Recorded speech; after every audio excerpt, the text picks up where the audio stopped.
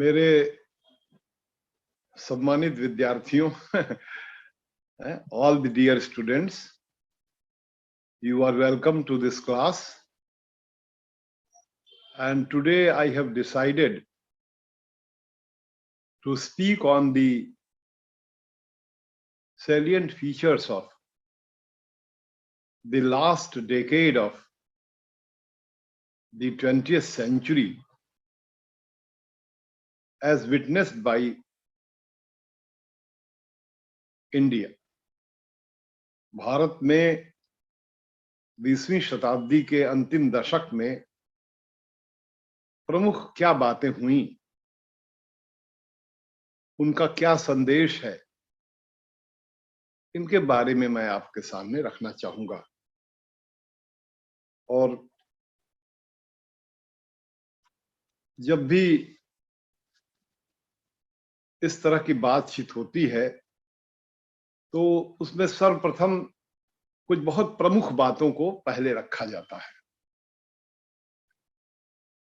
मैं ये बात आपसे निवेदन करना चाहूंगा और आप इस पर ध्यान दीजिएगा कि भारत के इतिहास में और विश्व के इतिहास में भी 1990 एक नए युग का आगमन है। जैसे भारत के इतिहास में 1947 एक नए युग का इतिहास, एक नए युग का आगमन है। विश्व के इतिहास में 1945 सेकेंड वर्ल्ड वॉर के अंत के बाद एक नए युग का आप आगमन कह सकते हैं। 1945 end of second world war और inauguration of United Nations of UNO, inauguration of UNO, एक नए ढंग से विश्व आता है। ठीक है, कोल्ड वॉर और ये सभी बातें होती हैं। ऐसे 1991 एक बड़े ही नए युग एक नया युग आता है। जैसे पूरा विश्व आधुनिक युग में अगर है तो एक आधुनिक युग के एकदम नए युग में, उत्तर आधुनिक तो नहीं मैं कह रहा हूं, लेकिन ये जरूर कह रहा हूं कि बहुत सी ऐसी बातें आती हैं जिनमें कई बार इतिहासकार उत्तर आधुनिक शब्द का भी प्रयोग करते हैं। Post modern period, beginning of post modern period, which is also described as contemporary India, but it is something like if contemporary India from 1947 to 1991 is something like beginning of a new era, beginning of a new age in India, that is India attaining independence and India moving to a path of independence where Indian people decide their future through democratic means, electing the governments through general elections.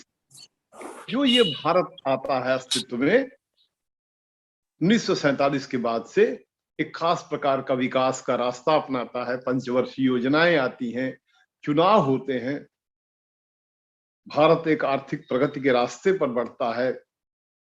1947 में भारत की जनसंख्या 39 करोड़ होती है, जिसको भारत खाना नहीं खिला पाता है। पहली बार विदेश से बहुत अच्छी मात्रा में खाद्यान्न सोवियत यूनियन से आता है, बाद में अमेरिका खाद्यान्न देता है। PL 480 के तहत भारत में अभी आगे चल करके जवाहरलाल नेहरू वगैरह की तमाम योजनाओं से, भाखड़ा नांगल बांध और सिंचाई की बहुत सी योजनाओं के माध्यम से, हाई यील्डिंग वैरायटी के बीजों के प्रयोग के माध्यम से कैसे भारत में एक हरित क्रांति होती है। और वो हरित क्रांति के फलस्वरूप भारत में किस तरह के ऐसे परिवर्तन होते हैं कि गांव में बड़े गंभीर किस्म के परिवर्तन होते हैं। वो जो तमाम कृषक जातियां हैं वो किस तरह से शक्तिशाली होती है और वो शक्तिशाली होकर के वोटिंग के बिहेवियर, वोट के रास्ते, बैलेट बॉक्स के रास्ते कैसे उन तमाम वो जातियां जो श्रमिक जातियां हैं, जो कृषक जातियां हैं, वो सत्ता पर उनका प्रतिनिधित्व होता है, उनकी भागीदारी होती है। इस तरह के एक बड़े व्यापक परिवर्तन स्वतंत्र भारत में दिखाई देते हैं। लेकिन 1990 तक आते आते एक विशेष ढंग से पूरे भारत में एक नए प्रकार के, एक नया पैराडाइम एक नए प्रकार की सोच, एक नए प्रकार की फिलॉसफी, एक नए प्रकार के दर्शन से युक्त होकर के भारत को एक एकदम नए रास्ते पर ले जाने के लिए ये समय तैयार होता है, जिसके बारे में तमाम इतिहासकारों ने अलग अलग ढंग से कहा है। कुछ लोग कहते हैं जवाहरलाल इकोनॉमिक्स बनाम मनमोहन इकोनॉमिक्स। जवाहरलाल की इकोनॉमिक्स 1947, उसके पहले प्लानिंग कमेटी बनी थी, तो सुभाष चंद्र बोस ने एक प्लानिंग कमेटी बनाया था जिसके चेयरमैन जवाहरलाल नेहरू को बनाया था। उसने कैसे तमाम बहुत बड़े बड़े रिकमेंडेशंस किए थे कि प्लानिंग के थ्रू भारत का डेवलपमेंट किया जाएगा, जिसमें राज्य जो है वो commanding height of the economy पर है। भारत के पंचवर्षीय योजना के प्रथम पंचवर्षीय योजना के ड्राफ्ट को पढ़ेंगे तो उसमें जो ओपनिंग लाइंस है उसमें यह है कि the state shall be at the commanding height of the economy. राज्य की अर्थव्यवस्था के शीर्ष, देश की अर्थव्यवस्था के शीर्ष पर राज्य होगा। ये जवाहरलाल का विजन है। और राज्य तमाम प्रकार के जो रेवेन्यू इकट्ठा करेगा, उन रेवेन्यू के माध्यम से, प्लानिंग के माध्यम से एग्रीकल्चर का और इंडस्ट्री का डेवलपमेंट करेगा। और उस डेवलपमेंट में एक बड़े एम्बिशियस ढंग से उन लोगों ने प्लान किया। 3 से 4% की स्पीड रखा, कभी कभी अधिक भी स्पीड रखा। और इस पर तमाम जब कंपेयर किया जाता है कि पूरे ब्रिटिश पीरियड में भारत के विकास की दर क्या है और इंडिपेंडेंस के बाद भारत के विकास की दर क्या है, तो कई बार इतिहासकार, खासतौर से अमर्त्य सेन का नाम इसमें मैं लेना चाहूंगा, जो नोबेल लॉरियट हैं, इकोनॉमिक्स के नोबेल प्राइज पुरस्कार भारत के अमर्त्य सेन ने कहा कि भारत में आजादी के पहले के जो विकास के दर हैं वो नेगेटिव हैं, ऋणात्मक हैं। आजादी के बाद विकास का दर पॉजिटिव है, 3-4% की रफ्तार से बढ़ती है भारत की अर्थव्यवस्था। और यह अर्थव्यवस्था बढ़कर के कुछ इस स्तर पर पहुंचती है। एक खास पीरियड में तो भारत की अर्थव्यवस्था 9 से 10% की स्पीड से बढ़ती है, 75 to 77 इमरजेंसी के दौर में। लेकिन 91 पर आकर के, 90 पर आकर के क्या होता है, ये कि एक नए युग का, जिसके लिए कई इतिहासकारों ने कहा structural change in Indian economy. Bharat की अर्थव्यवस्था में एक संरचनात्मक परिवर्तन किया जाता है। और उस संरचनात्मक परिवर्तन के लिए जिन शब्दों का प्रयोग किया जाता है, जिसके बारे में आप लोग परिचित भी होंगे, और वो LPG कहते हैं, लिबरलाइजेशन, प्राइवेटाइजेशन और ग्लोबलाइजेशन। ये जो लिबरलाइजेशन, प्राइवेटाइजेशन और ग्लोबलाइजेशन है, जी त्रिपाठी साहब बताइए। त्रिपाठी जी,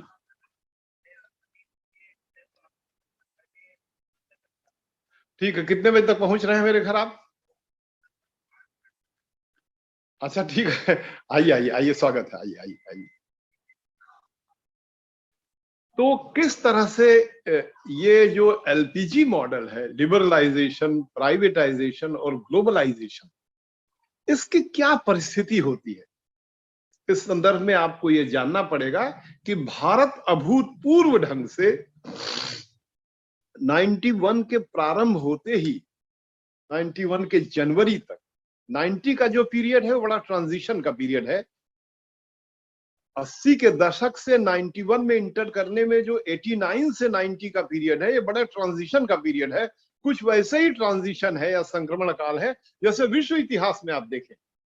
विश्व इतिहास में 1989 टू 91 एक बड़े ट्रांजिशन का पीरियड है, जिसमें सोवियत यूनियन का अवसान होता है। तमाम वो कम्युनिस्ट पार्टियां जिन राज्यों में डोमिनेंट करके कम्युनिस्ट पार्टी सामंत की तरह से, तानाशाह की तरह से, एक राजा की तरह से, एक अय्याश की तरह से कम्युनिस्ट जो नेता थे, तमाम देश की जनता को एक खास ढंग से मुक्ति के नाम पर गुलाम बनाए होते। रोमानिया के साउसेस्कू का नाम आप सुने होंगे, जिसको कि वहां की जनता ने दौड़ा करके पागल कुत्ते की तरह मार डाला। जब उसके बंगलों की खोज की गई तो देखा गया कि उसके बंगले के, उसके महल के अंदर एक एक कमरे में जो टैप लगे हुए थे पानी के, सब सोने के थे। माने रोमानिया के पुराने जमींदार और राजा लोग जो है शर्मा जाए ऐसा कम्युनिज्म वहां आया हुआ था जो डिक्टेटरशिप का। बहरहाल भारत में ऐसी कोई बात नहीं थी, लेकिन भारत में 89 टू 90 का जो पीरियड है, खास तौर से राम मंदिर आंदोलन के संदर्भ में, अयोध्या के आंदोलन के संदर्भ में, और इसी के साथ जो मंडल कमीशन के बारे में जो एक बात विश्वनाथ प्रताप वहां के मुख्यमंत्री, वो प्रधानमंत्री जो उपस्थित करते हैं, 1991 के बीच के दो प्रधानमंत्री आते हैं जो बड़े अल्प समय के प्रधानमंत्री होते हैं, और दोनों उत्तर प्रदेश से आते हैं, दोनों क्षत्रिय हैं, दोनों समाजवादी, एक कांग्रेस के बैकग्राउंड का है, दूसरा चंद्रशेखर भी कांग्रेस के बैकग्राउंड के हैं, इंदिरा के बड़े नजदीकी रहे। विश्वनाथ प्रताप तो इंदिरा से बहुत ही, उन्हीं के इलाहाबाद के रहने वाले रहे, और बहुत बड़े लॉयल थे इंदिरा परिवार के, नेहरू परिवार के, जैसे कहा जाए कोई एक स्वामी भक्त एक व्यक्ति हो उस तरह से थे। राजीव के बड़े स्वामी भक्त थे, राजीव के फाइनेंस मिनिस्टर थे, राजीव के डिफेंस मिनिस्टर थे। और किस तरह से उस पूरे दौर में 80 के दौर का जो बोफोर्स का जो कांड होता है, वो बोफोर्स कांड किस तरह से दिखने में लगता है कि ये बोफोर्स का कांड है, लेकिन किस तरह से वो कांड एक तरह से भारत के व्यापारी, दो व्यापारियों के संघर्ष में केंद्र सरकार के दो मंत्री, प्रधानमंत्री और वित्त मंत्री आपस में लड़ जाते हैं। प्रधानमंत्री राजीव गांधी और उनके वित्त मंत्री विश्वनाथ प्रताप के बीच में जो संघर्ष है, उसकी जो कहानी है, जो प्रकट होकर के आई है, बड़े छोटे लेवल पर जो अध्ययन होकर प्रकट हुआ कि दो भारत के व्यापारी घराने, एक रिलायंस का परिवार और दूसरा नुस्ली वाडिया। नुस्ली वाडिया जो कि अगर आप उनका पूरा का पूरा इतिहास देखेंगे तो वो जिन्ना के लड़की के परिवार के लोग हैं, नुस्ली वाडिया के लोग। और इन लोगों की जो आपसी कॉन्फ्लिक्ट है, उसमें जो रिलायंस परिवार के लोग हैं वो राजीव गांधी को इन्फ्लुएंस में ले लेते हैं, और जो दूसरा परिवार है नुस्ली वाडिया का, वो फाइनेंस मिनिस्टर को ले लेता है, और फाइनेंस मिनिस्टर और राजीव गांधी के बीच में रिलायंस को लेकर के कॉन्फ्लिक्ट पैदा होती है। इस पर आप लोग अगर गुरु फिल्म देखे होंगे, देखिएगा गुरु फिल्म, आप लोग इंटरनेट पर अवेलेबल होगी, उसमें इस कॉन्फ्लिक्ट को दिखाया गया है। इस तरह से खुल के नहीं दिखाया गया है, लेकिन है इस। तो किस तरह से 1989 का एक तो अयोध्या का राम मंदिर का आंदोलन, 90 में प्रधानमंत्री विश्वनाथ प्रताप का सत्ता में आना थोड़े दिनों के लिए, 1989 के चुनाव में कांग्रेस पार्टी का जो इतने बम्पर बहुमत से कांग्रेस पार्टी पावर में आती है, इंदिरा गांधी की हत्या के परिप्रेक्ष्य में पूरा भारतवर्ष जैसे लगता है एक व्यक्ति के रूप में खड़ा हो गया कि खालिस्तान की मांग कर रहे थे तो तुमने हमारे प्रधानमंत्री की हत्या कर दी,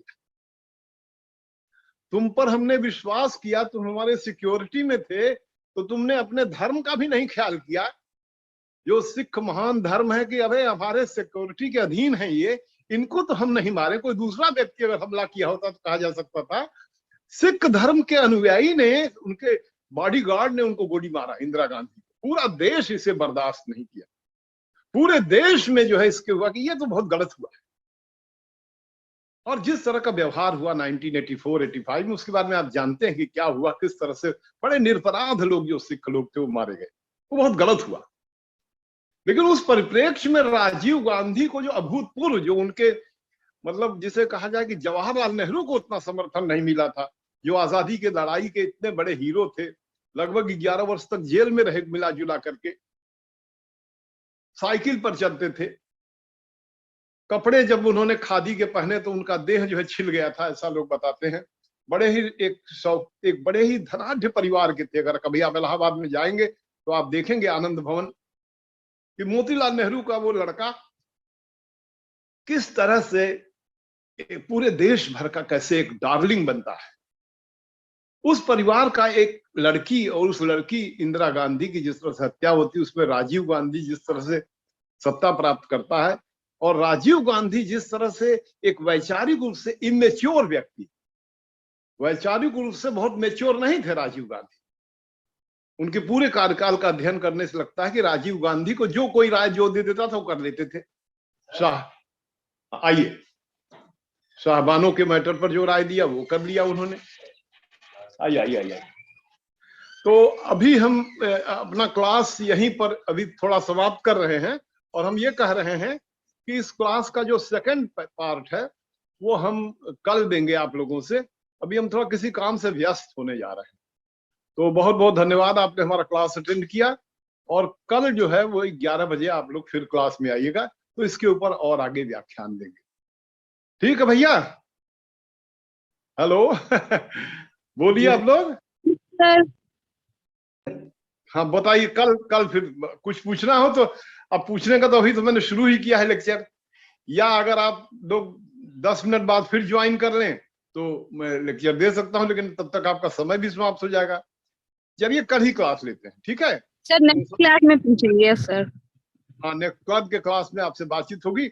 अभी मैं क्लास यहीं समाप्त कर रहा हूँ। बहुत बहुत आप लोगों को धन्यवाद दे रहा हूँ, बहुत धन्यवाद। Thank you sir.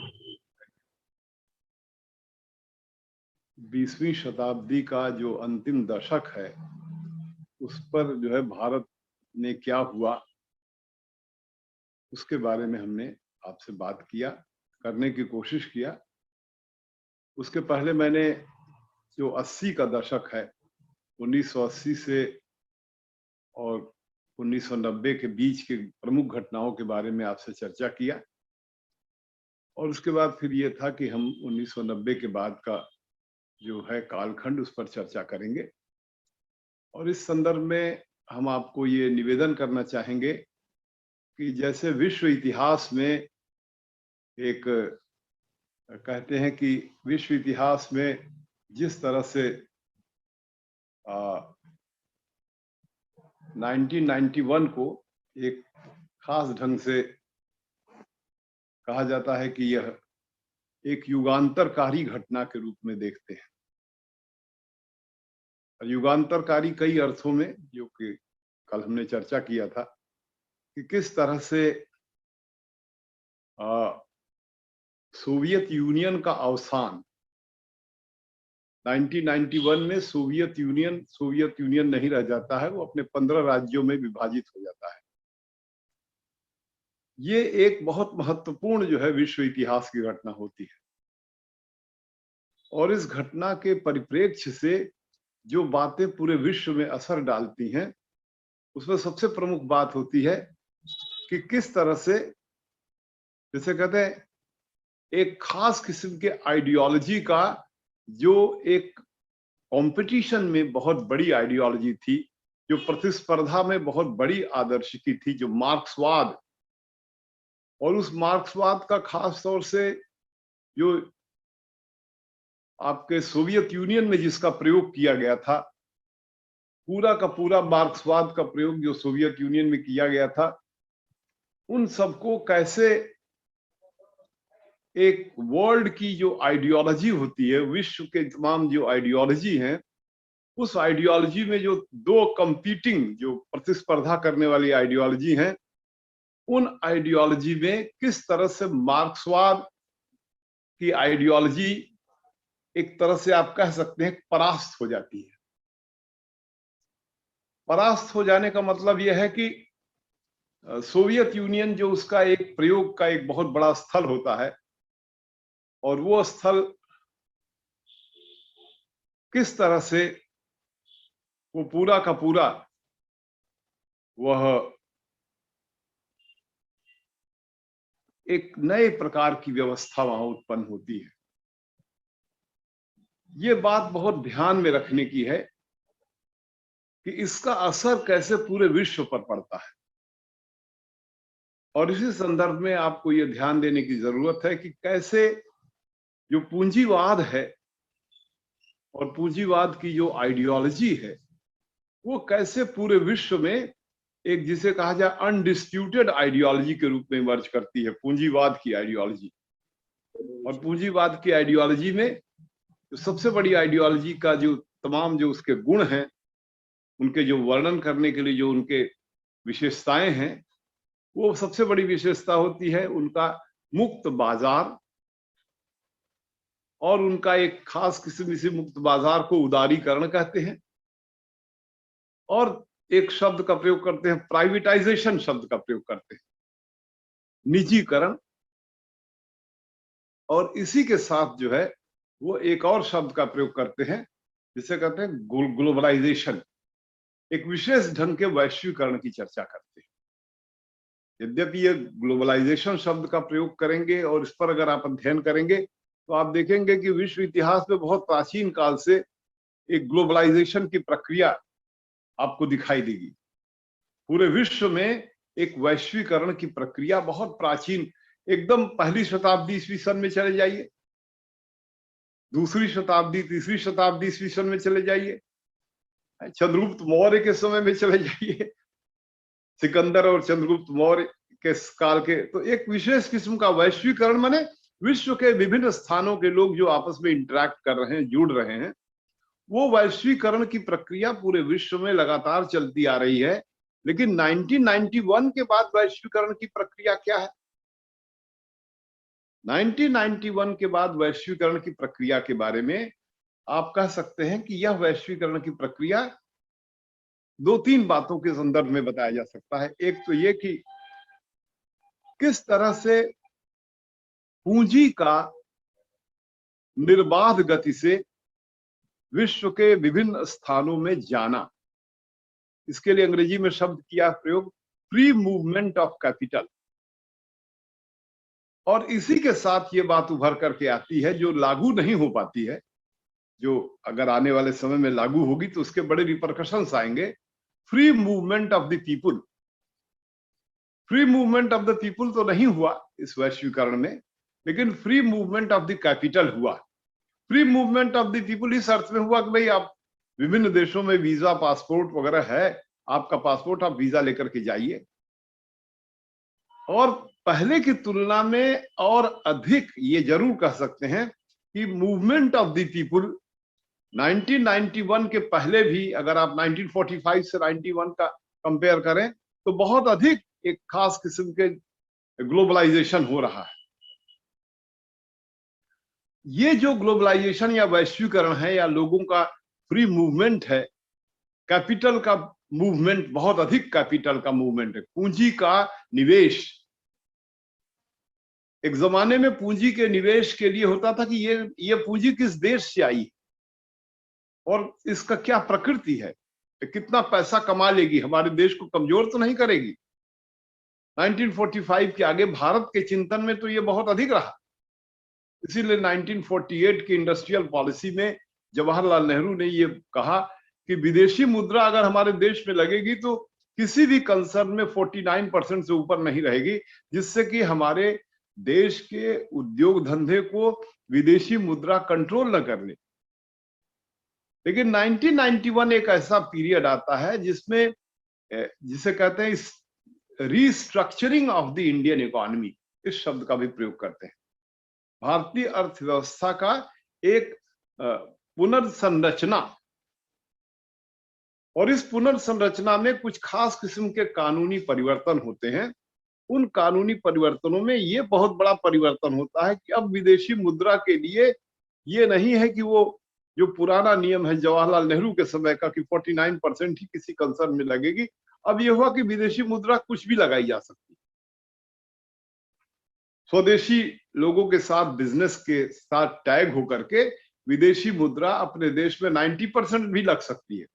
स्वदेश का कोई व्यक्ति 10% पूंजी लगाकर विदेश का 90% लेकर के बिजनेस कर सकता है। और ये पूरी परिस्थिति उत्पन्न होती है खास तौर से उस समय भारत के प्रधानमंत्री चंद्रशेखर होते हैं 4 महीने के लिए। उनके कार्यकाल में एक बड़ी महत्वपूर्ण घटना घटती है जिसे कहते हैं फॉरेन एक्सचेंज की क्राइसिस होना। और फॉरेन एक्सचेंज की जो क्राइसिस होती है भारत में, उसमें विदेश की मुद्रा का जो पेमेंट होता है भारत के द्वारा, तो 1 महीने का पेमेंट करने का भी पैसा आपके पास फॉरेन एक्सचेंज नहीं था, विदेशी मुद्रा नहीं थी। $1 बिलियन आपके पास नहीं था। तो उसमें आपको अपने जो गोल्ड है, रिजर्व बैंक ऑफ इंडिया के पास बहुत अधिक गोल्ड है, उसमें से गोल्ड जो है वो बैंक ऑफ इंग्लैंड के पास बाकायदा जहाज से शिप करके वहां भेजा गया और उसको गिरवी रखा गया। तो $1 बिलियन आपको मिला जिससे आप पेमेंट कर सकें। और इसी परिप्रेक्ष्य में जो मनमोहन सिंह, डॉक्टर मनमोहन सिंह, जो इकोनॉमिस्ट थे, यूजीसी के चेयरमैन थे, एक जमाने में, और वर्ल्ड बैंक के साथ काम किए हुए थे। और वर्ल्ड बैंक की बहुत पुरानी एक पूंजीवादी जो आइडियोलॉजी थी, वह किस तरह से वर्ल्ड बैंक की पुरानी आइडियोलॉजी कि पूरे विश्व में पूंजीवाद को ही बढ़ना चाहिए, और उसका एक प्रोग्राम को जहां कहा जाए कि इंप्लीमेंट करने वाले डॉक्टर मनमोहन सिंह, और वो एडवाइजर रहे चंद्रशेखर के भी एडवाइजर कह सकते हैं, चंद्रशेखर ही उनको एक तरह से आगे ले आते हैं।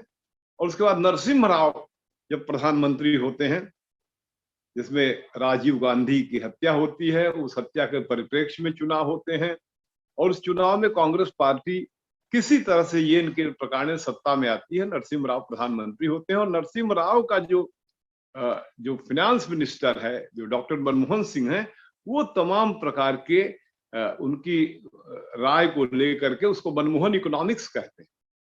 मनमोहन इकोनॉमिक्स जो है भारत में लागू होती है, और ये मनमोहन इकोनॉमिक्स भारत में, जैसा मैंने कहा कि restructuring of the Indian economy, भारतीय अर्थव्यवस्था का पुनर्संरचना होता है, जैसे प्राइवेटाइजेशन, लिबरलाइजेशन और ग्लोबलाइजेशन। अब एक नए प्रकार का पैराडाइम, एक नए प्रकार का सोच, एक नए प्रकार की पद्धति, एक मेथोडोलॉजी, एक नए प्रकार के कॉन्सेप्ट्स, नए प्रकार की अवधारणाओं के सहारे एक नए प्रकार की आर्थिक व्यवस्था लागू करने का प्रयास भारतवर्ष में किया जाता है। ये पूरे विश्व में भी किया जाता है। और भारत में अगर आप 1991 के पीरियड में अगर आप पहुंचेंगे तो आप देखेंगे उस समय बहुत गंभीर बहस होती रहती है। ये जो प्राइवेटाइजेशन का, ग्लोबलाइजेशन का, ये सब जो दौर चल रहा है लिबरलाइजेशन का, कहीं भारत फिर से ईस्ट इंडिया कंपनी के अंदर गुलाम न हो जाए। तमाम विश्वविद्यालयों में घूम घूम करके ऐसे लोग प्रचार करने वाले होते थे जो कह रहे थे कि ये जो बहुत बड़ा स्ट्रक्चरल चेंज हो रहा है, ये चेंज हमारे देश को गुलाम बना देगा। उसी दौर में यूरुग्वे, जो साउथ अमेरिका में फॉरेन मिनिस्टर्स की बड़ी लंबी बातचीत होती है, उस बातचीत के दौर में यूरुग्वे राउंड ऑफ टॉक्स के माध्यम से कैसे इंटरनेशनल व्यापार को एक खास किस्म का स्वरूप दिया जाए, उसके बारे में जो है चर्चाएं होती है। और फिर उसी चर्चा के परिप्रेक्ष्य से एक डंकल ड्राफ्ट आता है। डंकल ड्राफ्ट की विश्व का बाजार और व्यापार कैसा होना चाहिए, और उस डंकल ड्राफ्ट के प्रति लोगों में आम सहमति होती है। और वो डंकल ड्राफ्ट अपने लागू हो जाने पर विश्व में एक नए प्रकार के संगठन को जन्म देता है, जिसे WTO कहते हैं। और इस WTO के अस्तित्व में ये आता तो थोड़ा लेट है, 1998 वगैरह तक आता है, लेकिन इस संगठन के अस्तित्व में आने के साथ ही साथ ये एक ऐसा रेगुलेटरी संगठन है, नियामक संगठन है कि विश्व के तमाम देश आपस में व्यापार करेंगे और उनके बीच में कोई कॉन्फ्लिक्ट होगी तो उस कॉन्फ्लिक्ट को सॉल्व करने का प्लेटफॉर्म भी आप WTO को, वर्ल्ड ट्रेड ऑर्गेनाइजेशन कह सकते हैं।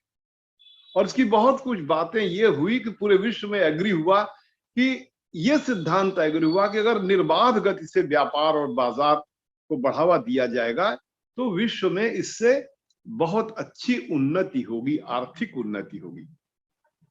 ये एक प्रेमाइस रहा, ये एक स्वयं सिद्ध बात जो कि बाद में प्रमाणित भी होता है, जिसे प्रेमाइस कहिए, यह एक ऐसी मान्यता जिसको लेकर के पूरा विश्व खड़ा होता है कि व्यापार को बढ़ावा मिलना चाहिए। और यह बात आई कि जो किसी भी देश में कोई सामान आता है बिकने के लिए तो एक जमाने में 300%, 400% का जो है कस्टम ड्यूटी लगती थी वस्तुओं के ऊपर। 1945 से 1991 के बीच का जो पीरियड है, जिसको GATT का पीरियड कहते हैं, general agreement on trade and tariff, उस पीरियड में इस तरह का रैशनल टैक्सेशन नहीं था इंटरनेशनल। उसमें 300-300, 400-400% लोग टैक्स लगाते थे कि हमारे देश की वस्तुएं विदेश की वस्तुओं की तुलना में हमारा जो स्थानीय मार्केट है, वो जो प्रोडक्शन है, वो ध्वस्त न हो जाए। लेकिन पूरे विश्व में बड़ी मैच्योरिटी आती है और पूरे विश्व के तमाम देश, चाहे पश्चिम के हों, अमेरिका के हों, लातिन अमेरिका के हों, एशिया के हों, चाइना हो, जापान हो, सभी लोग जो रशियन फेडरेशन वगैरह हैं, ये सभी लोग उसके सदस्य होकर के और इस बात से सहमत होते हैं कि विश्व व्यापार बढ़ाया जाएगा और उस व्यापार में मात्र 40% टैक्स लगाया जाएगा। और अगर कोई व्यक्ति किसी देश के ऊपर कोई सस्ता सामान लेकर के बेचने की कोशिश कर रहा है तो उसके ऊपर एक खास किस्म का कानून भी उस समय एंटी डंपिंग लॉ कहा उन्होंने। अगर चाइना में कोई ऐसा सामान चाइना ने बनाया जिसके बारे में भारत सरकार ने फील किया जांच करके कि यह सामान अपने प्रोडक्शन कास्ट से बहुत कम दाम पर बना करके भारत को भेजा जा रहा है, जिससे भारत की जो स्थानीय बाजार है, जो प्रोडक्शन है, वो ध्वस्त हो जाए और चाइना का सामान भारत में बिकने लगे, तो उस पर उस चाइना के सामान पर 40% की तुलना में अधिक टैक्स लगाया जा सकता है, जिसे एंटी डंपिंग लॉ या एंटी डंपिंग टैक्स कहेंगे। और वो एंटी डंपिंग टैक्स जो है उनकी जो वैल्यू होगी, एड वैलोरम कहते हैं एक शब्द अंग्रेजी में, जो वस्तु की वैल्यू आपने डिक्लेयर किया है, चाइना ने जो डिक्लेयर किया है उसी के आधार पर आप 40% टैक्स लेंगे। मान लीजिए उसने उसकी वैल्यू बहुत कम डिक्लेयर कर दी तो आप टैक्स बहुत कम लेंगे, तो आपके बाजार में वो बल्ब उनका आएगा, आपके देश का जो बल्ब है उसकी तुलना में बहुत सस्ता होगा, तो सब लोग उसी का सामान खरीदने लगेंगे।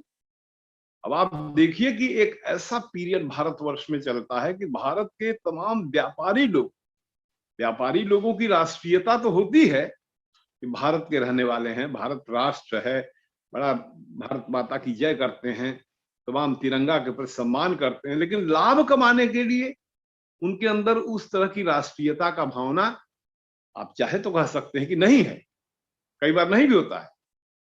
अगर चाइना से सामान खरीद करके भारत के बाजार में बेच करके अगर हम बहुत पैसा कमा रहे हैं और उस पैसे को कमाने में अगर भारत के स्थानीय उद्योग धंधे ध्वस्त हो जा रहे हैं, तो जो कॉमर्शियल क्लास का व्यक्ति है, वाणिज्यिक वर्ग का व्यक्ति है, छोटा व्यापारी दुकानदार है, जो चाइना जाकर के सामान का ऑर्डर करके मंगाता है, वो चाहे तो वो कह सकता है कि भाई अरे हमको तो लाभ कमाना है। अब जैसे मैं एक उदाहरण दे रहा हूं कि अगर आप चाइना से ताला मंगवाइए, बहुत अच्छे ताले चाइना के लोग बनाते हैं, और हिंदुस्तान में आप जानते हैं अलीगढ़ और तमाम जगहों पर ताले बनते हैं, उनको कंपेयर करिए तो चाइना बहुत सस्ते ताले जो है बना करके आपके देश में देगा कि जिससे हिंदुस्तान का ताला बनाने वाला जो मैन्युफैक्चरर है बेचारा उखड़ करके बेरोजगार हो जाए। अगर भारत सरकार हस्तक्षेप ना करे, उस पर टैक्स वगैरह ना लगाए, और टैक्स लगाए भी तब भी, अब उनके, चाइना का उदाहरण इसलिए दे रहा हूं, समझाने के लिए कह रहा हूं, क्योंकि चाइना वाकई उदाहरण देने लायक है कि पूरे विश्व में चाइना का सामान सस्ते से और बहुत ही, जिसे कहा जाए कि बड़े पसंद में लोग जो है लेकर के, एक तरह से चाइना की प्रकारांतर से अगर कहा जाए कि चाइना की गुलामी में आ रहे हैं। पूरा विश्व चाइना के सामानों की गुलामी की तरफ बढ़ रहा है। ये जो सामानों की गुलामी की तरफ बढ़ने का कारण है कि चाइना में पूंजीवाद का विकास माओ जेडोंग के जीवन के अंत के बाद 1980 में उनका जो कॉमरेड दोस्त था डेंग शियाओपिंग, जिससे माओ से तुम बड़ा चिढ़ते थे, जिसके बच्चे को बीजिंग के 6 मंजिला ऊपर के बिल्डिंग से फेंक दिया गया, नीचे गिर करके पैर टूट गया, और डेंग शियाओपिंग को बहुत ही, जिसे कहा जाए कि एक तरह से बहिष्कृत किया गया था। और माओ के समाप्ति के बाद डेंग शियाओपिंग को कहा गया कि रिहेबिलिटेट किया गया, पुनः उनको एक तरह से महत्व दिया गया, और कम्युनिस्ट पार्टी चाइना के डेंग शियाओपिंग जब प्रमुख बनते हैं तो उनके ऊपर यह भी आरोप लगाया कई कम्युनिस्टों ने, मार्क्सवादियों ने, विश्व के विभिन्न देश के कम्युनिस्टों ने, कि ये कैपिटलिस्ट रोडर हैं, ये पूंजीवाद के रास्ते जा रहे हैं। और चाइना में जो 1980 में प्रारंभ हुआ वो भारत में 1981 में लजाते लजाते प्रारंभ हुआ। लजाते लजाते इसलिए कह रहे हैं कि भारत में इतना विरोध हुआ, अरे क्या हो रहा है, मनमोहन सिंह स्ट्रक्चर ये चेंज क्या कर रहे हैं, इससे बड़ी बेरोजगारी आ जाएगी, सब सरकारी नौकरियां चली जाएंगी, कोई सरकारी नौकरी नहीं रह पाएगी, सब लोग सड़कों पर आ जाएंगे। लेकिन उस स्ट्रक्चरल इकोनॉमी ने इंडिया की जो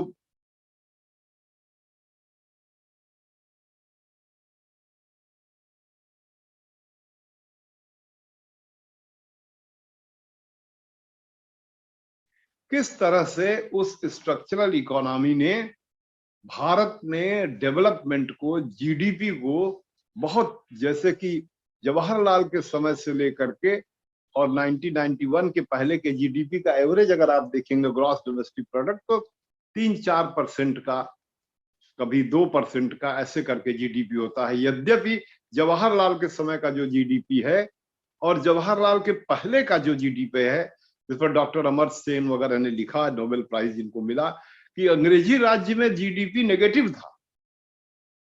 भारत में स्वतंत्रता के बाद जो प्लानिंग कमीशन वगैरह के माध्यम से जो जीडीपी है वो बड़ा ही क्रांतिकारी ढंग से तेज हुआ, लेकिन जितनी जरूरत और जीडीपी की थी, ग्रॉस डोमेस्टिक प्रोडक्ट की जो जरूरत थी, और लोगों को रोजगार देने के लिए और अधिक आर्थिक उन्नयन के लिए, आर्थिक उन्नयन और रोजगार के लिए ये मान्यता पूरे विश्व स्तर पर यह मान्यता स्थापित हुई कि अगर आपको जो है रोजगार देना है तो उस देश की अर्थव्यवस्था को बहुत अधिक विकसित होना होगा।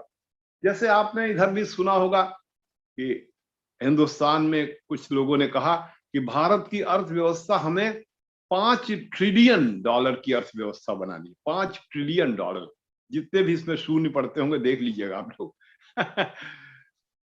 और अर्थव्यवस्था 5 ट्रिलियन की होगी, अर्थात तमाम प्रकार के जो ट्रांजैक्शंस होंगे, तमाम आर्थिक गतिविधियां होंगी, उन सब का टोटल क्वांटिफाई करेंगे करेंसी में तो $5 ट्रिलियन होनी चाहिए। इसके माने अभी 5 ट्रिलियन से कम है। ये बात जरूर है कि जो हमारे यहाँ जिसे कहते हैं कि बॉम्बे स्टॉक एक्सचेंज, BSE कहते हैं, बॉम्बे स्टॉक एक्सचेंज में जितने भी पैसे का ट्रांजैक्शन होता है देशी विदेशी, वो लगभग 3 या 4 ट्रिलियन डॉलर का है, वहीं का अकेले। लेकिन पूरी भारत की अर्थव्यवस्था में कुछ इस तरह की इन्वेस्टमेंट हो, हाईवे बनाए जाएं, ट्रेन बनाए जाए, तमाम टाउनशिप्स डेवलप की जाएं, जिससे कि इतना अधिक पैसे का इन्वेस्टमेंट हो कि उस पैसे के इन्वेस्टमेंट से स्वतः एक रोजगार का, जिसे कहते हैं कि एक वातावरण तैयार, जिसके लिए कहते हैं कि भाई एक इकोसिस्टम, आजकल बड़ा बड़ा फेमस शब्द है इकोसिस्टम। नीति आयोग के लोगों ने इसको प्रचारित किया है और अपने देश के प्रधानमंत्री ने भी, कि स्टार्टअप इकोसिस्टम डेवलप किया जाए। स्टार्टअप इकोसिस्टम, वाह, कि आप ऐसी व्यवस्था करें जिसमें कि आप खुद ही एक कोई व्यापार करें और सरकार जो है आपको बैंक पैसा दे, बिना गारंटी के पैसा दे आपको, और उससे कोई रोजगार करें आप, उसमें 4-5 लोगों को और रोजगार करें। आपको बताया कि यूनिकॉर्न शब्द का प्रयोग इसी संदर्भ में किया गया कि $1000 बिलियन का कोई एक बिजनेस किया जाए, स्टार्टअप हो, उसे यूनिकॉर्न कहेंगे। तो आज विश्व में सबसे अधिक यूनिकॉर्न अमेरिका में है, उसके बाद चाइना में है, 3rd नंबर पर इंडिया ही। और ये जो स्टार्टअप डेवलप करेंगे, इससे रोजगार पैदा हो। जो तमाम एक बड़े भारी ढंग से चर्चा हुई कि इस पूरे पैंडेमिक के पीरियड में बड़ी बेरोजगारी हुई और बहुत बेरोजगार हो गए लोग, तमाम जगहों से भगा दिए गए, वो बात बेरोजगारी का समस्या है, लेकिन उस बेरोजगारी की समस्या में सरकारों पर भी लोगों ने आरोप लगाया कि आप तमाम नौकरियों को जो है कायदे से इंटरव्यू नहीं करा पाए, कायदे से परीक्षाएं नहीं करा पाए। उन परीक्षाओं को न करा पाने के कारण तमाम बच्चे लोग ट्रेन वगैरह के पटरियों पर, अभी हाल में ही 1-1.5 महीने पहले रेलवे की तमाम नौकरियों के लिए बच्चे इम्तिहान देने के लिए गए और सब नहीं हो पाया और बड़ा भारी आंदोलन खड़ा हुआ। तो सरकार की अक्षमता भी कही जा सकती है कि जो नौकरियां आप दे सकते हैं उनके भी कंपटीशन आप नहीं करा पाए। और अब आप ये कह रहे हैं कि प्राइवेट सेक्टर करके आप अपना नौकरी बढ़ाएं।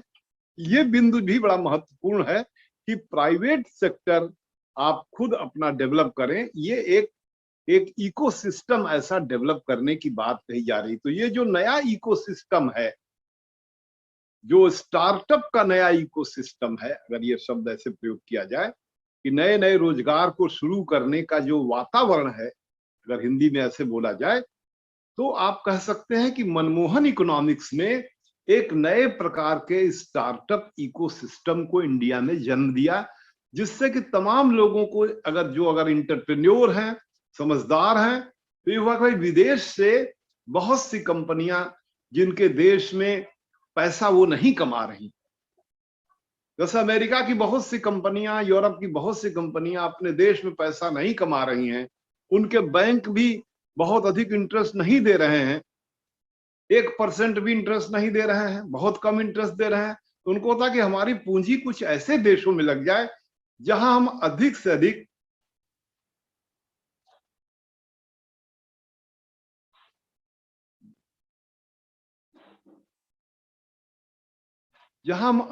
अधिक जो है वह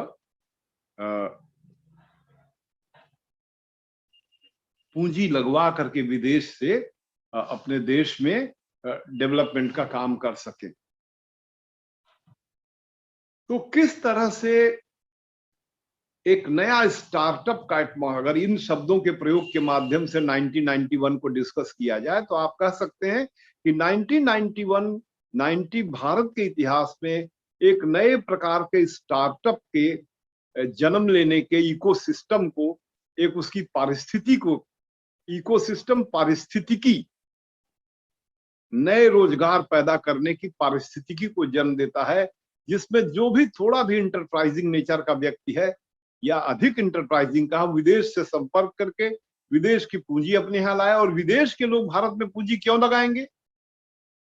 कोई पूंजी किसी देश में क्यों जाकर के लगती है?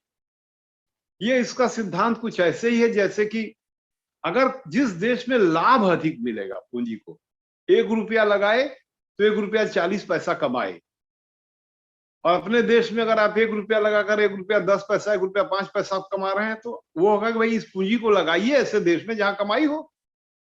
जैसे हमारे यहाँ जो भी विदेशी मुद्रा आती है, उस विदेशी मुद्रा को अगर आप हमारे शेयर मार्केट में के माध्यम से अगर आप लगाते हैं, जिसको कहते हैं फॉरेन डायरेक्ट इन्वेस्टमेंट करते हैं, तो उसके माध्यम से आपको खुद शेयर मार्केट से भी लाभ मिलता है, और कई बार शेयर मार्केट क्रैश भी करता है।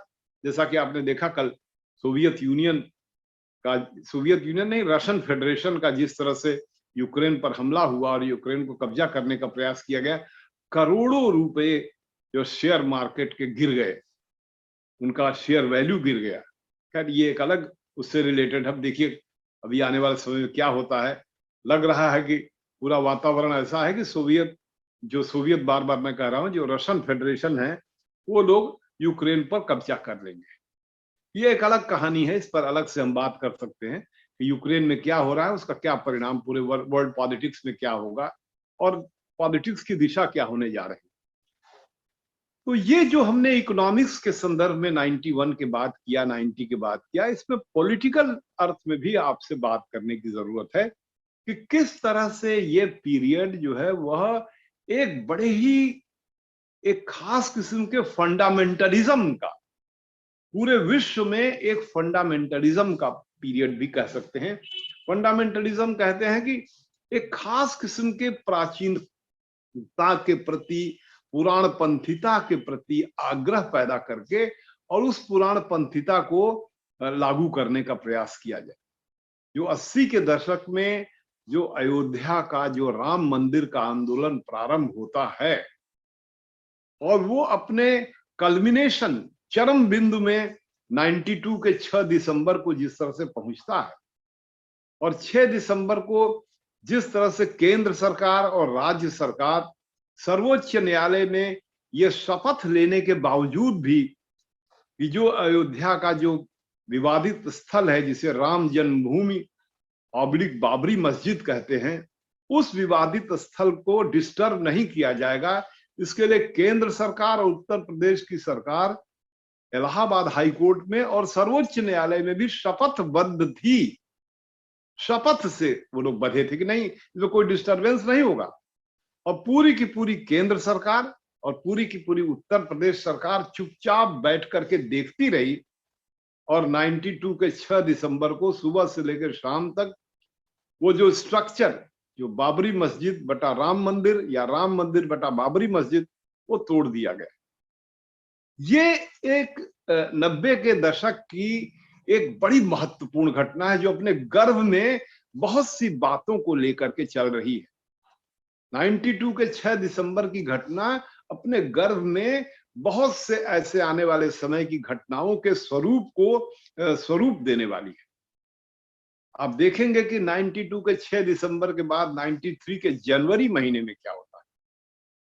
बॉम्बे में किस तरह से सीरियल ब्लास्ट होते हैं और वो सीरियल ब्लास्ट कराने वाला व्यक्ति किस तरह से, उसके बारे में सब बातें, वो कैसे भारत से भाग जाता है, रहने वाला यही आजमगढ़ का है, दाऊद इब्राहिम जिसका नाम है,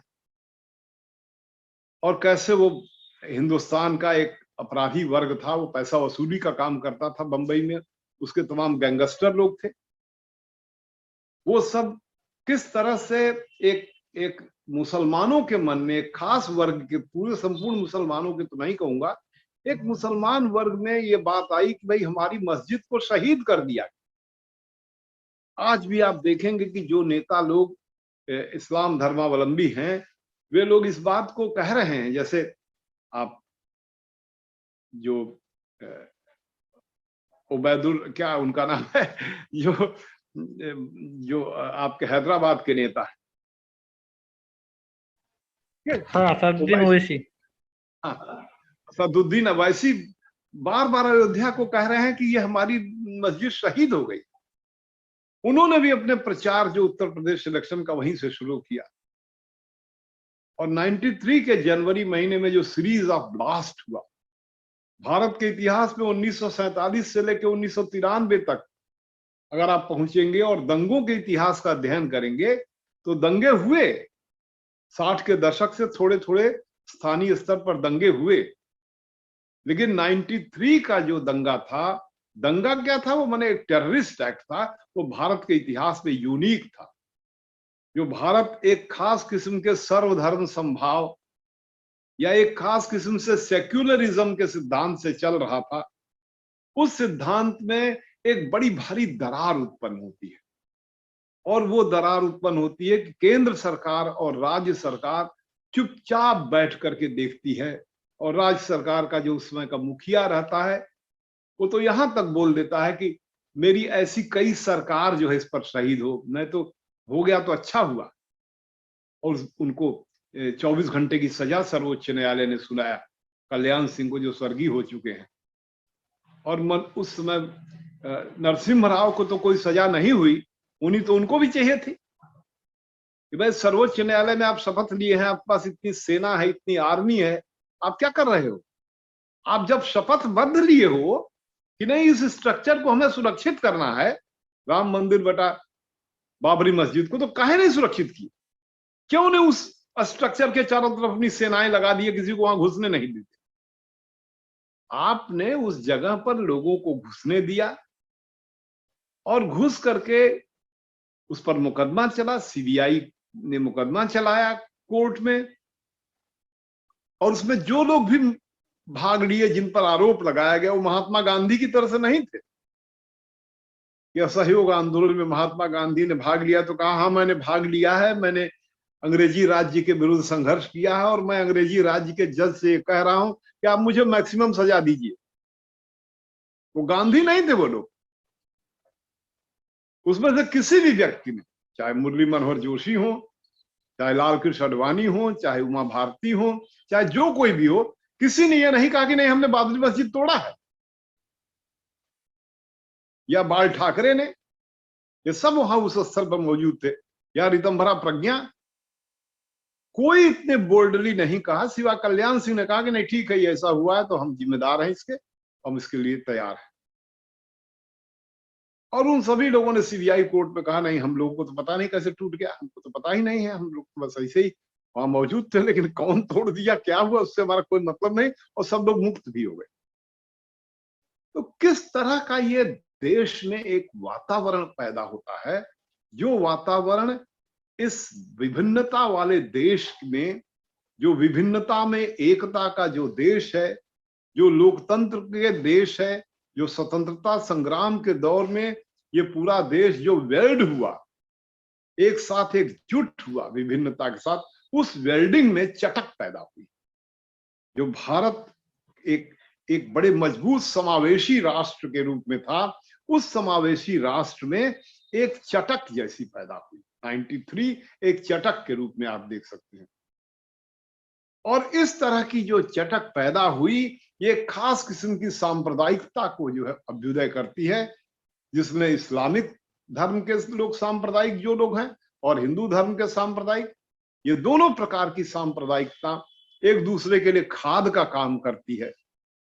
एक सांप्रदायिकता बढ़ती है तो दूसरी सांप्रदायिकता बढ़ती है।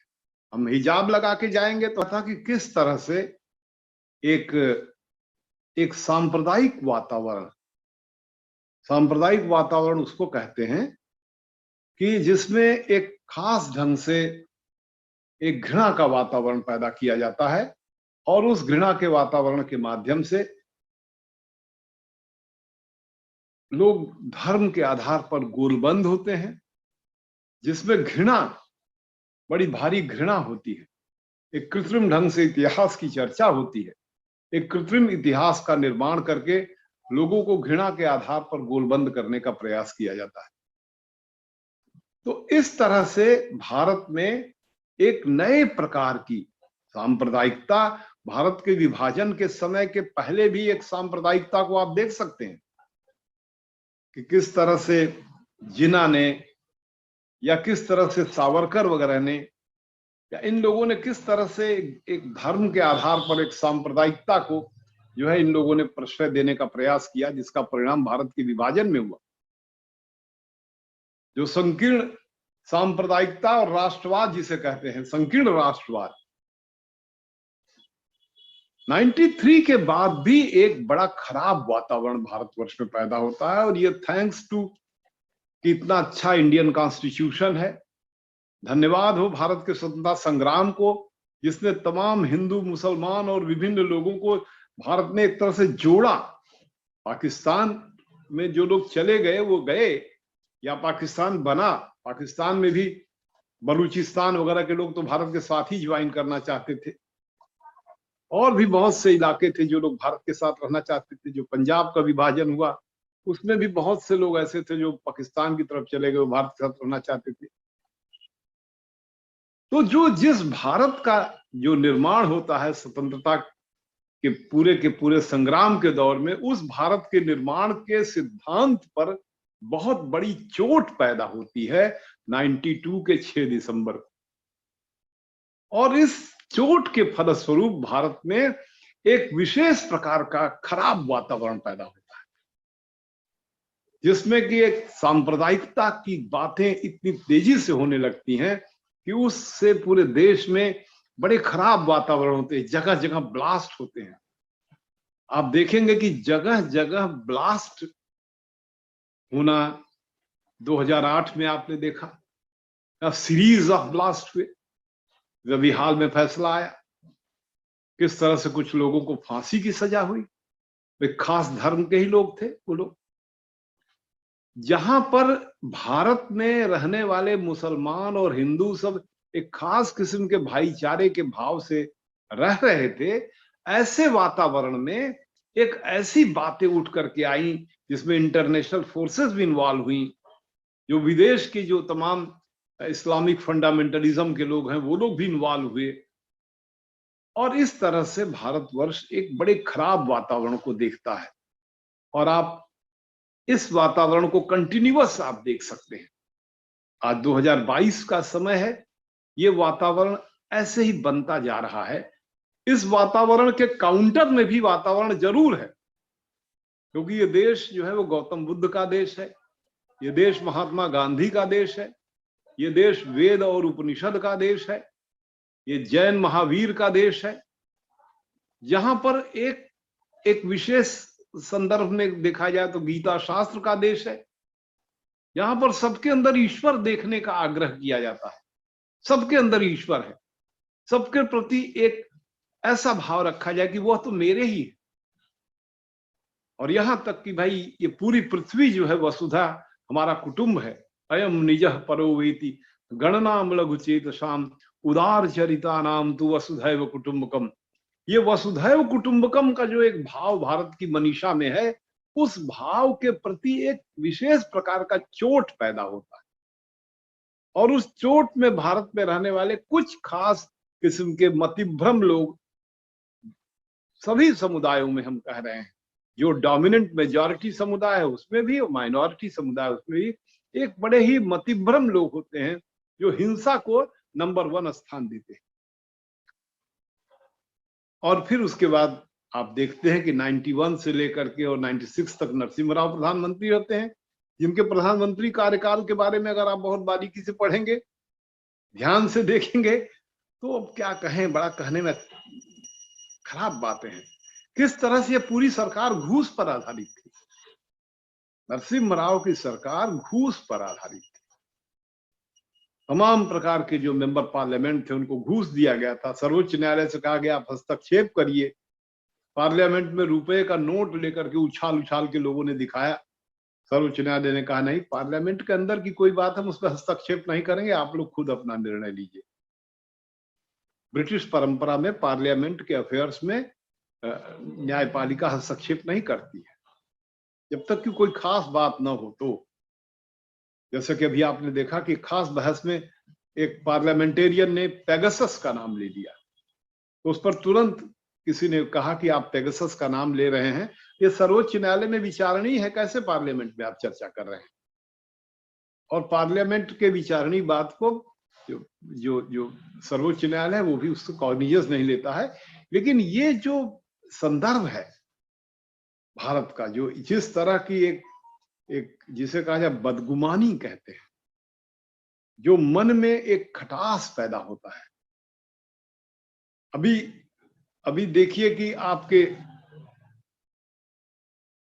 यूक्रेन में तमाम हमारे घर के बच्चे गए हुए हैं, उसमें मुस्लिम बच्चियां भी गई हुई हैं। वो इतना आग्रह से उनका इंटरव्यू हो रहा था टीवी पर, वो कोई हिजाब लगा के इंटरव्यू नहीं दे रही, न उनको किसी प्रकार का इस तरह का भाव है। लेकिन पूरे देश में एक लाल रंग का कपड़ा पहनेंगे, हिजाब पहनेंगे, आपस में कंपटीशन करेंगे। ये जो एक वातावरण अपने देश में पैदा हुआ, खास तौर से 93-92 के बाद से, इसको बहुत अधिक काउंटर करने की जरूरत है अगर भारत के राष्ट्र को मजबूत होना है तो। और जैसा मैंने कहा कि घूस पर आधारित सरकार थी, फिर 96 से लेकर 98 के बीच को अगर आप देखेंगे तो किस तरह से देवगौड़ा और इंद्र कुमार गुजराल, फिर अटल बिहारी वाजपेयी 13 दिन 1 महीना, और फिर जो है उनकी सरकार बनती है 5 साल के लिए। तो ये जो एक राजनीति का भी जो प्रयोग दिखता है, लोकतंत्र का जो प्रयोग दिखता है इस कार्यकाल और इस कालखंड में, वो किस तरह से एक ऐसा राजनीतिक प्रयोग दिखता है जिसमें लगता है कि भारत की पूरी केंद्र सरकार भी एक डामाडोल स्थिति में है। और उस डामाडोल स्थिति के बावजूद भी फिर भी देश में एक ऐसा वातावरण पैदा होता है जिसमें कि 98-99 के चुनाव के समय फिर एक पार्टी को थोड़ा बहुमत मिलता है और मिलजुल करके वो लोग जिसे कहते हैं एनडीए का निर्माण करते हैं, और एनडीए के माध्यम से सरकार आती है अटल बिहारी वाजपेयी की। बड़ी प्रोग्रेसिव अपने ढंग से उसमें बड़ी बड़ी घटनाएं घटती हैं। कारगिल का युद्ध होता है और पोखरण द्वितीय होता है, जो इंदिरा गांधी ने न्यूक्लियर वेपन से भारत को एक तरह से समृद्ध किया था। अब आज के परिप्रेक्ष्य में यूक्रेन में जिस तरह से हो रहा है, उसमें कोई व्यक्ति ये कह सकता है कि अगर कल यूक्रेन, जब उन लोग सोवियत यूनियन का भंग हो रहा था, तो यूक्रेन ने अपने तमाम न्यूक्लियर वेपन्स सब जो है उनको सरेंडर किया। जो रशियन फेडरेशन है, जिसके पुतिन मुखिया हैं, कुछ इलाके थे जहां पर कि न्यूक्लियर वेपन्स का पोटेंशियल था सोवियत यूनियन में, जैसे कजाकिस्तान, जैसे यूक्रेन, जैसे बेलारूस, ये सभी के लोग जो है अपने न्यूक्लियर वेपन्स को सरेंडर किए। आज हो सकता है यूक्रेन के लोग सोच रहे हो, यद्यपि उनकी जनसंख्या, उनकी मिलिट्री बहुत कमजोर है, कि आज मेरे पास न्यूक्लियर वेपन रहा होता तो शायद हो सकता है मेरे देश पर जिस तरह से पुतिन ने हमला करके कब्जा कर लिया वो ना कर पाते। तो भारत में फिर से दोबारा न्यूक्लियर वेपन्स का एक पोखरण का एक्सप्लोजन होना, और एक्सप्लोजन करने के जो सबसे बड़े वैज्ञानिक जिम्मेदार थे उनको किस तरह से भारत का राष्ट्रपति फिर वो नियुक्त होते हैं, उसमें कोई आलोचना नहीं कर रहा हूं मैं, लेकिन यह एक एक एक एक खास जवाब 2000 के बारे में और 90 से लेकर 2000 के बारे में चर्चा करेंगे तो इन सब बातों को भी उभर करके आएंगे और जानेंगे। और इसी संदर्भ में आपको अगेन जो है भारत की अर्थव्यवस्था के बारे में चर्चा करेंगे कि कैसे 1991 में ये चर्चा चल रही थी, तमाम विश्वविद्यालयों में चलती थी चर्चा की अब अध्यापकों को उनकी तनख्वाह नहीं मिलेगी। 91 के पहले विश्वविद्यालयों में जो भी ग्रांट आती थी, किसी भी काम के लिए ग्रांट आती थी, उस ग्रांट में 40% सरकार काट देती थी पहले ही। 91 के आर्थिक परिवर्तन का सबसे बड़ा परिणाम ये होता है कि तमाम विश्वविद्यालयों को और विभिन्न संस्थाओं को बहुत पैसे प्राप्त होते हैं। विश्वविद्यालय के तमाम कर्मचारियों को, जो सेंट्रल गवर्नमेंट के कर्मचारी होते हैं, उनको अच्छे तुलनात्मक रूप से 91 के वो अच्छा पैसा पाते हैं। ये भी एक आप इसको भी आप मार्क कर सकते हैं कि किस तरह से भारत में राज्य सरकार में भी और केंद्र सरकार के लोग एक बड़े सुरक्षित ढंग से नौकरी पा करके तमाम प्रकार के लाभ प्राप्त करते हैं। ये भी ग्लोबलाइजेशन और प्राइवेटाइजेशन और जिसे कहते हैं आपकी लिबरलाइजेशन की इकोनॉमी का परिणाम होता है। और इसमें भारत का जो अर्थव्यवस्था है, जो भारत का जो फॉरेन एक्सचेंज है, वो बहुत अधिक विकसित होता है। और इसी दौर में भारत में एक विशेष प्रकार की जो बात जिसको कि हमें पहले ही कहना चाहिए था, जो मैं अब कह रहा हूं, ये पूरा का पूरा जो डेकेड है, जिसको कि शुरुआत तो राजीव गांधी के समय से देख सकते हैं, तो इंफॉर्मेशन रिवॉल्यूशन शब्द का भी प्रयोग करते हैं कि भारत में 90 के समय से जो परिवर्तन होते हैं, खास तौर से राजीव गांधी के एक बड़े भारी एडवाइजर थे सैम पित्रोदा, जो ज्ञान आयोग के अध्यक्ष थे, उन लोगों ने भारत में इसको बड़े ही मजबूती के साथ 1985 ऑनवर्ड्स उन लोगों ने एक टेक्नोलॉजिकल या जिसे कहा जाए इंफॉर्मेशन टेक्नोलॉजी का रिवोल्यूशन किया, जो तमाम रंगीन टेलीविजन और ये सब चीजें आई, और इसी के साथ ही साथ मोबाइल वगैरह का, इंटरनेट का, फेसबुक वगैरह का, इन सब का भी जो सन 2000 के बाद वो सब बहुत अच्छे से तेजी से प्रकट होता है,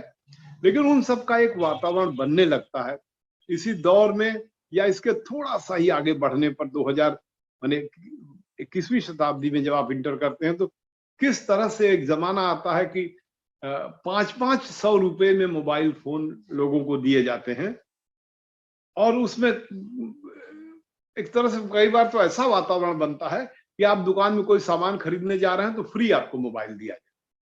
और ये काम करता है रिलायंस कंपनी, धीरू भाई अंबानी की कंपनी। देश में इस तरह से मोबाइल फोन का प्रचार होता है कि 500 रुपए में आप मोबाइल लीजिए और तमाम प्रकार की सुविधाएं वो दें। अब आजकल तो मोबाइल बड़े महंगे भी आ गए हैं हर प्रकार के लेकर के, लेकिन सन 2000 और उसके आसपास के समय का ऐसा वातावरण था कि अधिक से अधिक मोबाइल 2001-2002 तक आते आते करिए। तो ये भी ये डेकेड भारत के इंफॉर्मेशन रिवोल्यूशन का है। और इसमें अगर आप आंकड़ों के आधार पर भी देखें तो एक तरह से शिक्षा के भी एक्सप्लोजन का है। शिक्षा के क्षेत्र में बहुत से पैसे भी इन्वेस्ट किए जाते हैं, तमाम प्रकार के आंगनबाड़ी वगैरह के प्रोग्राम और जो प्राइमरी एजुकेशन वगैरह के प्रोग्राम, उन सबको बहुत तेजी के साथ बढ़ावा दिया जाता है। और इसी पीरियड में और भी बहुत सी बातें अगर आपको देखनी हो तो आप कह सकते हैं कि किस तरह से एक व्यक्ति के बारे में भी बहुत सी चर्चाएं इस दौर में शुरू होती हैं, व्यक्ति के स्वातंत्र्य को लेकर के। इसी पीरियड के थोड़ा और आगे बढ़ करके अटल बिहारी वाजपेयी के कार्यकाल में और मनमोहन सिंह के जो कार्यकाल उनका शुरू होता है अटल बिहारी वाजपेयी का कार्यकाल के बाद का, उसमें बहुत सी ऐसी बातें होती हैं, जैसे संविधान के अनुच्छेद 21 स्वतंत्रता के अधिकार में बड़े परिवर्तन होते हैं। वो बाद का है, right to education, right to work, ये सब बहुत बड़े क्रांतिकारी परिवर्तन होता है और इसी पूरी प्रक्रिया के दौर का ही एक परिणाम होता है राइट टू इंफॉर्मेशन, आरटीआई वगैरह आता है। अटल बिहारी के समय में आता है, लेकिन बड़ा क्रांतिकारी ये कदम होता है। तो बहरहाल इन्हीं शब्दों के साथ मैं आज का अपना वक्तव्य समाप्त कर रहा हूं और मैं अपेक्षा कर रहा हूं कि आप अगर एक दो सवाल कुछ पूछना चाहें 90 के दशक के ऊपर भारत के, तो आपका स्वागत है। कोई सवाल अगर आपके मन में आ रहा हो, कोई जिज्ञासा आ रही है, कोई प्रश्न है, तो आप पूछ सकते हैं।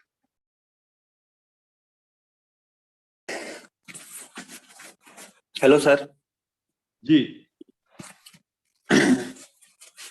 सर, 90 के दशक में तो बहुत सारी घटनाएं घटी और बहुत सारे चीजें हुई। तो मेरा एक सवाल है जो कि बहुत ज्यादा प्रासंगिक है आज के समय में, विशेषकर जो 2014 के बाद से जिस तरीके से सब्सिडाइजेशन देश में बढ़ा, भगवाकरण तेजी से बढ़ा, तो सर वो जो मंदिर का खोलना और बाबरी मस्जिद विध्वंस होना और एक तरीके से जो सांप्रदायिक कम्युनल पॉलिटिक्स देश में बहुत तेजी से उभरी, जो कि हालांकि पहले भी एक सांप्रदायिक सवाल तो मॉडर्न अवधारणा थी, इसमें पहले तो ये सब था नहीं, लेकिन जैसे ही देश आजाद होता है तो उस मुस्लिम राष्ट्र बनता है पाकिस्तान, जिसमें केवल मुस्लिम और भी हिंदू राष्ट्र नहीं स्वीकार करके हम लोग सभी धर्मों को अस्तित्व की भावना देते हैं, वसुधैव कुटुंबकम की बात करते हैं। तो सर, हम जब 90 के दशक में आते हैं, जिस तरीके से सांप्रदायिकता की समस्या बढ़ती है, तो हमारी जो है नेशनल इंटीग्रिटी, जो राष्ट्रीय एकता का सवाल है, वो क्या पीछे चला जाता है? क्या अभी मतलब अभी जो है आज के टाइम में जैसे हिजाब विवाद आया, तमाम चीजें हुई, तो सर ये क्या नेशनल इंटीग्रिटी के सवाल को खतरा नहीं पैदा करती हैं? क्या सांप्रदायिकता हावी हो रही है नेशनल इंटीग्रिटी पे? सर मेरा यही सवाल है कि सांप्रदायिकता का सवाल और राष्ट्रीय एकता को कैसे मजबूत किया जाए और सांप्रदायिकता को किस तरीके से खत्म किया जाए देश में। अब सवाल आपका बहुत ही महत्वपूर्ण है, बहुत ही स्वागत योग्य है। सांप्रदायिकता बनाम राष्ट्रवाद, ऐसे करके एक व्याख्या होती है। सांप्रदायिकता जो है वो विखंडित करती है, विखंडन, और राष्ट्रवाद जो है वो समावेश करता है, जोड़ता है। भारत में सांप्रदायिकता आजादी के तुरंत बाद बहुत अधिक तोड़ दी गई, खासतौर से उस समय के जो नीति नियामक थे, जवाहरलाल नेहरू को इसका श्रेय दिया जाएगा कि किस तरह से लगातार उन्होंने, मैं कोई ऐसे तारीफ नहीं कर रहा हूं, लेकिन बता रहा हूं कि लगातार आप देखेंगे कि 1947 या 50 के बाद से लगातार एक इस्लाम धर्मावलंबी को ही भारत का एजुकेशन मिनिस्टर बनाया गया। कोई भी एजुकेशन मिनिस्टर अगर आप देखें, शिक्षा मंत्री, अब कोई कहेगा कि ये मुस्लिम तुष्टीकरण है, नहीं, ये तुष्टीकरण नहीं है। ये भारत में एक ऐसे ढंग से चीजों को ले जाने की बात हुई कि हिंदू मुसलमान को भी ये महसूस हो कि ये मेरा देश है। कोई कह सकता है महसूस कराने के लिए क्या किया जाए? महसूस कराने के लिए आपको उस तरह की गतिविधि करनी पड़ेगी। तो लगातार इंदिरा गांधी तक आप देखेंगे कि भारत के जो एजुकेशन मिनिस्टर हैं वो सब इस्लाम धर्म के लोग हैं, सेकुलर लोग हैं, धार्मिक हैं। अबुल कलाम आजाद जो है वो धार्मिक हैं, MC छागला हैं, आपके और भी जो हुए हैं एजुकेशन मिनिस्टर लगातार, और वो किस तरह से भारत में एक सांप्रदायिक सौमनस्यता का वातावरण पैदा होता है। खुद जो राष्ट्र प्रधानमंत्री हैं वो अंदर से धार्मिक हैं, जवाहरलाल धार्मिक हैं, लेकिन बहुत पब्लिकली एडवर्टाइज नहीं कर रहे हैं कि वो प्रयाग में जाकर के गंगा जी के किनारे नहा रहे हैं, तो उसका बड़ा प्रचार कर रहे हो कि हम बहुत जो है कुंभ में नहा रहे हैं। ये जो, इसकी मैं निंदा नहीं कर रहा हूं कि आप बहुत मंदिरों में जा रहे हैं और आप प्रधानमंत्री हैं तो उसका प्रचार कर रहे हैं, तो गलत बात है। मैं इसकी आलोचना व्यक्तिगत रूप से मैं सोचता हूँ कोई गलत नहीं है, आप जाइए, लेकिन ऐसे सब में एक ऐसा वातावरण पैदा होने लगे जिसमें ये हो कि भाई आप हैं और हम हैं, आप बाहर से आए हैं, आप बाहरी हैं, हम यहाँ के हैं। इस तरह का चिंतन करके उनके प्रति एक खास किस्म का जो आंदोलन चल रहा है, जिस पर गंभीरता से आप सभी लोग विचार करिए, जैसे नाम बदलने का आंदोलन, ये सब जो एक खास ढंग से वातावरण क्रिएट होता है, ये सब पर बड़ी गंभीरता से विचार करना होगा कि ये सब क्या देश में हमारे सौमनस्यता को नष्ट करने वाले हैं। आज भारत की सबसे बड़ी जो स्ट्रेंथ है, जो ताकत है, वो ताकत है यहाँ के लोगों का सौमनस्य होना। सौमनस्य माने एक दूसरे के प्रति मोहब्बत का भाव रखना। हम आपसे किन्हीं बातों में सहमत नहीं हैं, लेकिन आइए हम सहमत हों कि हम असहमत रहेंगे, असहमत रहेंगे, इस पर हम सहमत हैं। इसी को डेमोक्रेसी कहते हैं। डेमोक्रेसी में असहमति को सम्मान दिया जाता है, रिस्पेक्ट फॉर द डिफरेंस। लेकिन डिफरेंस को रिस्पेक्ट देने के बजाय उसको नष्ट कर दिया जाए, उसका गला घोंट दिया जाए, यह फासीवाद है। फासीवाद में डिफरेंस को, विभिन्नता को बर्दाश्त नहीं किया जाएगा। या इवन कम्युनिज्म में भी स्टालिन अपने विरोधियों के लिए पूरे सोवियत यूनियन में गुलाग बनाए हुआ था। गुलाग बने होते हैं, जेल खाने बनाए हुए थे, और सबसे अधिक जेल खाने उसके कम्युनिस्ट लोग ही वहां डाले गए। गुलाग, आर्किपेलाग, अलेक्जेंडर सॉल्जेनित्सिन का उपन्यास पढ़िए, जिनको नोबेल प्राइज मिला। किस तरह से जैसे हिटलर ने कंसंट्रेशन कैंप बनाए, वैसे स्टालिन ने गुलाग बनाया, गुलाग, आर्किपेलाग। किस तरह से भारत में ये सब चीजें नहीं हो पाई। हमने जो है डिफरेंस को रिस्पेक्ट किया। हमारे यहाँ इतनी पॉलिटिकल पार्टीज हैं। हमारे देश की सबसे बड़ी ब्यूटी ये है, सुंदरता यह है कि हमारा देश बहुत से राजनीतिक दलों का देश है, जिनमें आपस में मिल करके वे लोग एक कोलिशन करके एक दूसरे के भावों का ख्याल करके सरकार बनाते हैं। और ऐसे सब वातावरण में अगर किसी प्रकार की सांप्रदायिकता की बात को लेकर गोलबंद करने का प्रयास करें, तो ये थोड़ा मतलब निंदनीय है। आप अपने कर्म के आधार पर आपने इतना अच्छा काम किया, आपने विकास का काम किया, आपने रोड बनवाया, आपने मुफ्त का अनाज दिया, आपने लोगों के अकाउंट में पैसे डलवाए, फिर भी आपको इससे संतोष नहीं हो रहा कि आप सफल होंगे, तो फिर अगेन जो है आप धर्म की बातों को उठा रहे हैं। अगर आपके लोग उठा रहे हैं तो ये सब बातें थोड़ा बड़ी निंदनीय है। आप तो इतने से ही आपको सफलता मिल जाएगी कि आपने बहुत अच्छे कार्य किए। जैसे आपने कहा कि भाई अच्छे दिन आएंगे, फिर 2019 में लोगों ने कहा नहीं अच्छे दिन आ गए हैं, आपको फिर से बहुमत मिला। आपने इतना काम किया, जिस भी ढंग से काम किया। तो हमारा कहने का तात्पर्य यह है कि ये देश एक सौमनस्यता से लेकर के अगर चलेगा देश, तो अच्छा होगा। नहीं तो आप किसी को बहुत दुख दे करके, तकलीफ देकर, परेशान करके, कोई भी माइनॉरिटी हो, अगर वो माइनॉरिटी कितना ही अल्पसंख्यक हो, अगर आप उसे तंग कर करके चलेंगे देश को, तो आपका देश नहीं चल पाएगा। आपको उनको सम्मान देना पड़ेगा, उनकी भाषा का, उनकी संस्कृति का, उनकी बोली का, उनके विश्वास का, उनकी आस्था का। उनकी आस्था में आपको सम्मान करना पड़ेगा, वो आपकी आस्था को सम्मान करें। तो इस तरह से जो आपने प्रश्न उठाया कि सांप्रदायिकता जो है देश की एकता और अखंडता के लिए खतरा है, खतरा तो नहीं मैं कहूंगा इतना, अपने देश की एकता अखंडता अपने ढंग से बड़ी मजबूत है, लेकिन ये जरूर है कि जैसे कोई किसी के शरीर में छोटे छोटे फोड़िया फुंसी निकल जाए, शरीर में थोड़े थोड़े घाव हो जाए। सांप्रदायिकता भारत के अच्छे सुंदर शरीर में निकलने वाले छोटे छोटे घाव जैसे। बहुत बहुत धन्यवाद। अब मैं सोचता हूँ समय हो गया है, और कोई प्रश्न और तो हमें लगता है कि नहीं है, और अगर है भी तो 12:05 हो रहा है, आप लोग क्लास भी होगा। आज मैं अपनी क्लास यही समाप्त करता हूँ, फिर कल किस पर बात होगी मैं बताऊंगा आप लोग। तो बहुत बहुत धन्यवाद। Thank you sir. Thank you very much, बहुत बहुत धन्यवाद। कल फिर मैं बताऊंगा किस विषय पर आपसे चर्चा करूंगा। तो कल तक के लिए बहुत शुभकामनाएं आपको, बहुत बहुत शुभकामनाएं। Thank you sir. थैंक